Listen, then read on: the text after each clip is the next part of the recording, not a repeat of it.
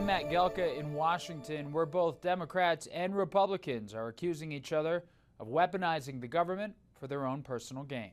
Charges over which administration, the past or the current one, was weaponizing government had things boiling over in a House hearing this week. Pennsylvania Democrat Madeline Dean clashed with FBI Director Kash Patel, holding up Patel's book, which featured a list of people he deemed government gangsters. It concerns me how many people from this blueprint have been targeted with executive orders and FBI investigations.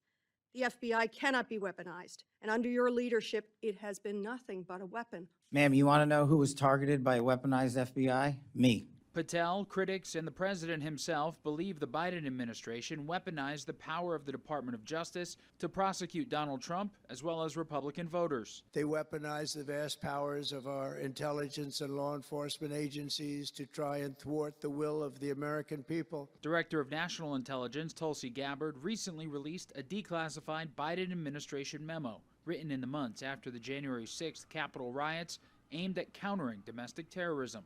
Critics say the goals in the document outline a blueprint for law enforcement to target Republicans. A consistent example from critics revolves around protests from parents at school board meetings objecting to curriculum and COVID policies. Former Attorney General Merrick Garland directed the FBI to monitor harassment, intimidation, and threats of violence to school board members in 2021. The direction came after the National School Boards Association suggested in a letter to then-President Biden using the Patriot Act and labeling some parents as domestic terrorists. They later apologized for the letter. Republicans pounced, with Garland playing defense at the time. My memo says nothing about domestic terrorism, says nothing about parents committing any such things. Some parents in Michigan and Virginia claiming that they were targeted by the Department of Justice and that their First Amendment rights were violated brought their case to multiple courts before trying the Supreme Court, but the High Court declined to hear it last year. Reporting in Washington, I'm Matt Gelka.